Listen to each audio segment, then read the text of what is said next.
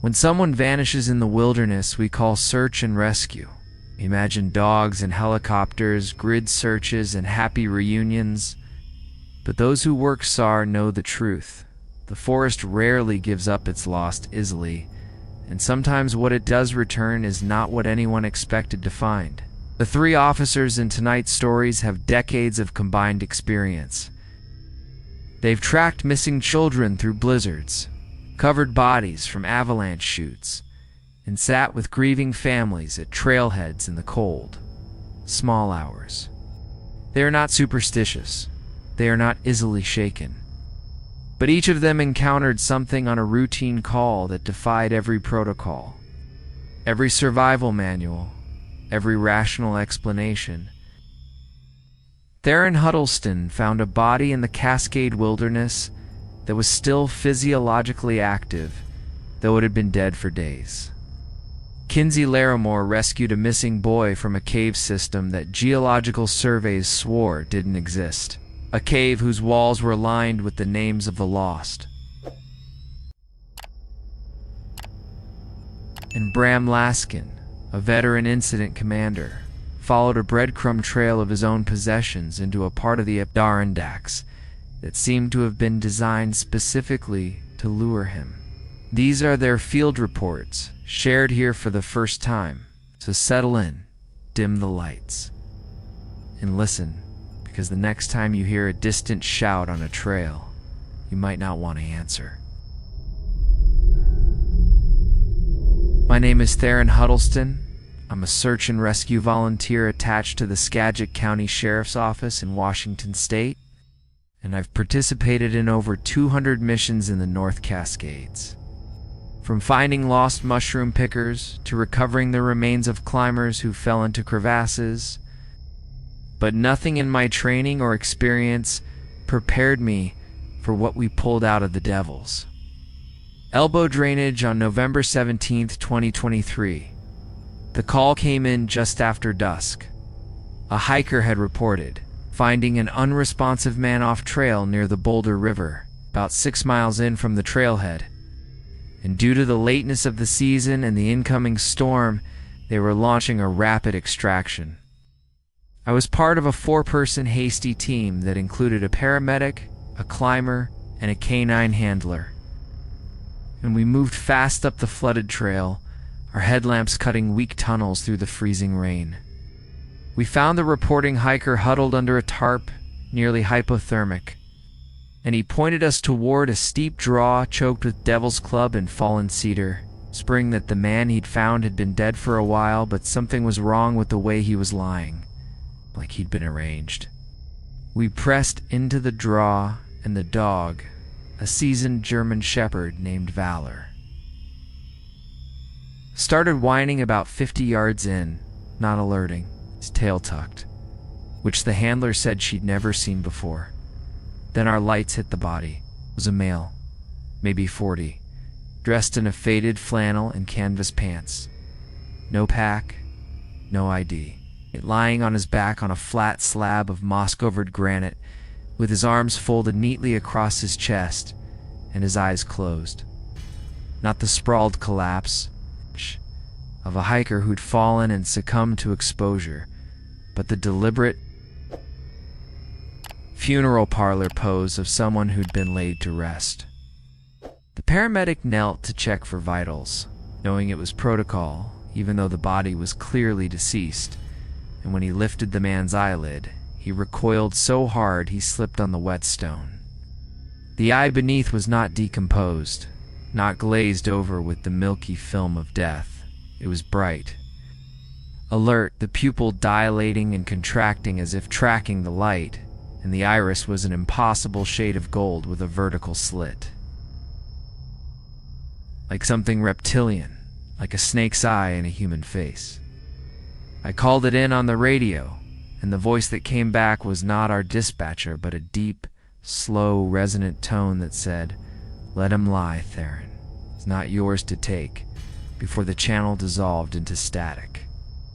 We should have backed off, but we had a job to do, so we set up a rope system to extract the body. And as we rolled him onto the stretcher, his arm flopped down, and his hand cold but not stiff. Not with rigor mortis, closed around my wrist with a grip that was deliberate and strong. I yelled, and the others pried the fingers off, and when they did, we saw that the man's palm was etched with a pattern of concentric circles. A spiral that seemed to have been carved into the flesh with a fine blade. And the grooves were still seeping a thin, clear fluid that smelled of ozone and wet fur.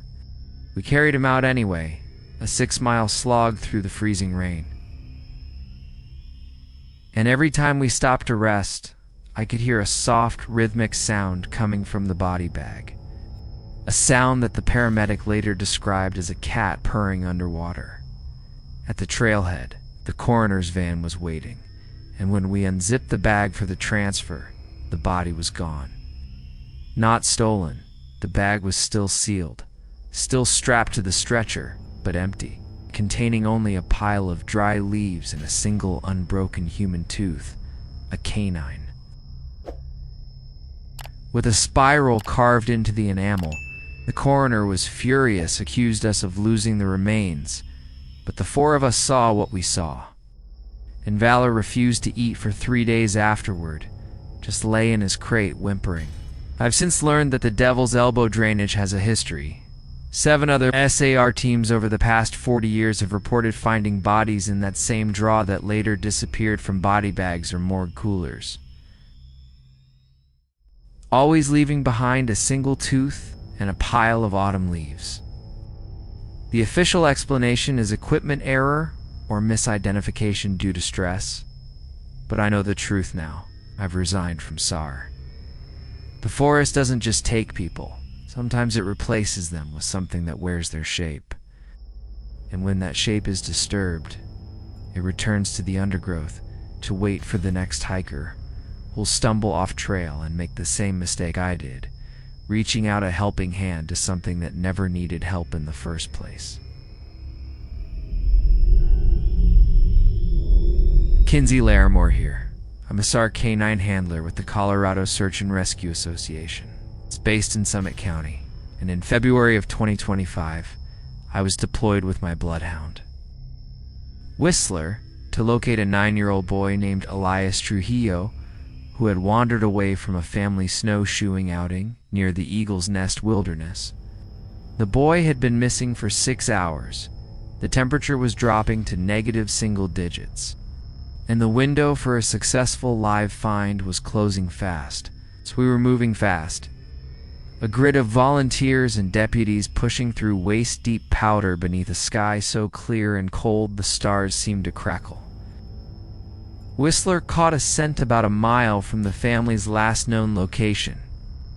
A fresh trail that led away from the marked trails and into a dense thicket of Engelmann spruce, and he was pulling hard, the way he does when the scent is strong and recent. So I followed him, trusting his nose.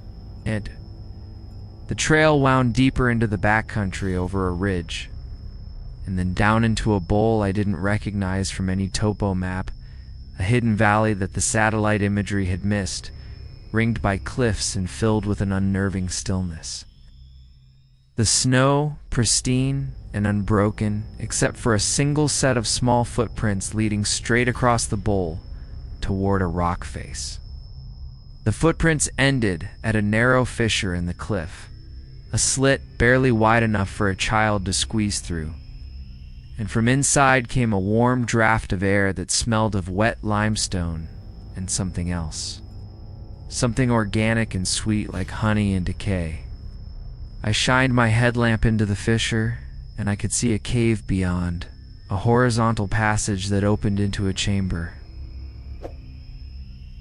And in that chamber, sitting cross-legged on the floor, was Elias Trujillo, alive. His face smeared with dirt, his snowsuit soaked and steaming in the warm air. And he was talking to someone, but there was no one else in the chamber with him, just a smooth, dark wall of stone. I called his name, and he turned. And he looked at me with a calm that was deeply wrong for a child who'd been missing for hours in a blizzard. And he said, "They told me you'd come, Miss Laramore. The people on the wall. They knew your name and your dog's name. They've been showing me the names of all the other kids they've kept warm. I squeezed into the cave, my heart hammering, and when I reached Elias, I saw what he was looking at. The walls of the chamber were lined with names, thousands of names, carved into the living rock in a script that was uniform and precise. And some of them I recognized, kids who had gone missing in Colorado over the past century, cases I'd read about in SAR briefings.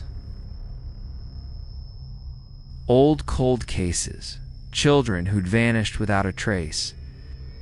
And their names were here, in this impossible cave, along with dates that corresponded to their disappearances. Elias was fine, physically, no frostbite, no hypothermia. And I bundled him up and got him out of that fissure, just as the cave began to change. The walls contracting with a deep grinding groan, the warmth retreating, and a voice, not human, a voice made of stone grating on stone, said, "You can take the boy, but we've already written his name. And a name written here cannot be unwritten. One day he'll come back to finish the story." We got out, and the fissure sealed behind us with a crack that sounded like a gunshot. And the cliff face was just a cliff face. No opening, no sign of the chamber, and later, when I debriefed with the sheriff, I was told that the satellite imagery for that area showed nothing but solid granite, that the geological survey had no record of any cave system in that quadrant, and that I was probably suffering from altitude sickness and exhaustion. But I know what I saw, and I know what I heard, and I still have a photograph on my phone of Iliese's hand. She showed me as we walked out. A small, shallow spiral carved into the palm of his left hand, exactly like the ones I'd seen etched into the wall of that chamber, exactly like the marks I've since learned are found on the bodies of children who go missing and are never found. Elias is alive, but his parents say he sleepwalks now, always heading west toward the Eagle's Nest wilderness. Sometimes he wakes up with dirt under his fingernails and a smell of honey on his breath, and I know that the cave is still there, waiting beneath the snow, collecting names, and it will never stop calling him back until he returns to finish whatever story the stone began. Writing the moment he squeezed through that fissure,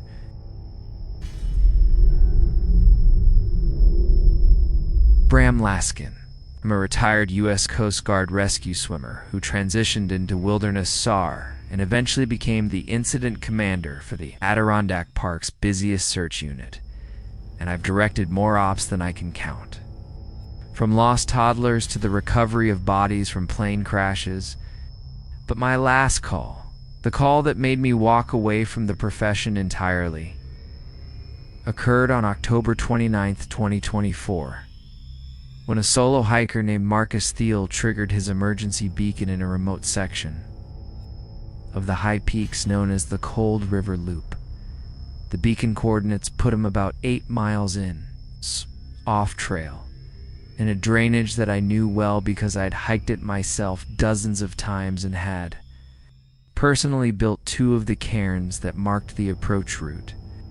I launched a hasty team and followed in a helicopter to coordinate from the air, and when we reached the coordinates, we found Marcus's pack, his beacon, his boots arranged neatly beside a stream, and a trail of personal items, a compass, a pocket knife, a Zippo, a photograph of a woman leading deeper into the forest. A trail that made no sense because no lost hiker stops to unload their pack and leave a breadcrumb trail of their own possessions. Unless they're being compelled by something other than panic. I descended from the helicopter on a hoist, took one of my seasoned trackers. A guy named Rook, who'd worked with me for 15 years. We followed the trail, which led over a ridge and into a part of the forest I did not recognize. A place where the trees were older and darker, the moss hanging in sheets, the air thick with a silence that swallowed even the sound of our boots. The items kept appearing: a water bottle, a bandana, a wristwatch, all neatly placed on flat stones or hung on branches, as if someone was carefully constructing a path for us to follow. And Rook, who is not a man prone to fear, grabbed my arm and pointed to the next item, a small, framed photo of my own wife and daughter, a photo I knew for a fact was sitting on my desk back at the station. And yet here it was, propped against a mossy stump, with a fresh fingerprint in the condensation on the glass. I radioed the helicopter, but the radio gave me only that same deep, slow breathing pattern I've heard in a dozen SAR ghost stories, and then a voice, my own voice, recorded and replayed. Said Bram, "You've been building cairns in my forest for 20 years, marking trails through my dreams, and I've been leaving you breadcrumbs the whole time, waiting for you to notice." We turned to go back, but the trail behind us was gone, the forest reconfigured, the landmarks unfamiliar, and we walked for what felt like hours in widening circles, until we stumbled into a clearing that held a structure. I cannot fully describe a tower, or the suggestion of a tower. Built from stacked stones and antlers, and ancient, rusted SAR equipment, coils of rope and cracked hardits, and the faded webbing of rescue litters, all woven together into a spire that rose into the canopy. And at its base, sitting calmly with his back against the stones, was Marcus Thiel, the missing hiker. His eyes open and aware, but his expression vacant, his mouth moving in a silent litany. He looked at us and said, "She's been waiting for you, Bram. The woman in the tower. She says you've been marking her skin with your trails. Now you have to stay and help her dream the forest back to sleep." I looked up. In the highest window of that impossible tower, I saw a figure. Something tall and pale and wrapped in what looked like birch bark and spider silk, its face a blur of shifting seasons, summer leaves, autumn branches, winter frost, and it raised a hand that had too many fingers, each one a different length of bone, and pointed at me, and the voice, now emanating from the tower itself, said, "You've been my servant for 20 years, Bram, building my markers, guiding my lost, and now I'm calling you home." Rook dragged me away, literally dragged me, and we crashed through the underbrush until we burst onto a trail I recognized. And we made it back to the helicopter, and Marcus was found the next day by a different team, sitting exactly where we'd left him, with no memory of anything except a dream about a tower and a woman made of seasons.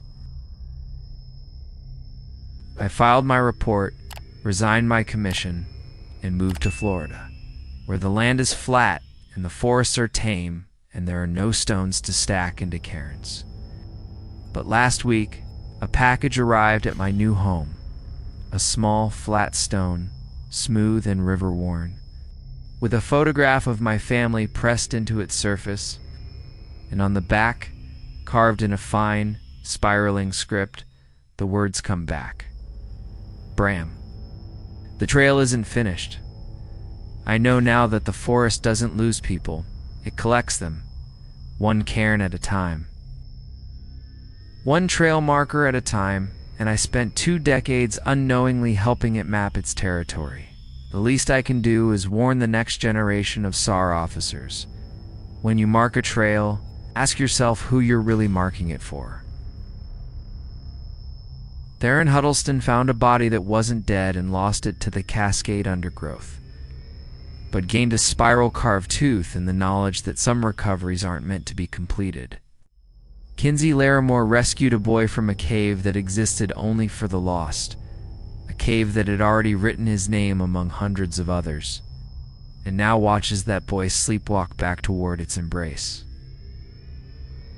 Bram Laskin spent 20 years building cairns through the high peaks.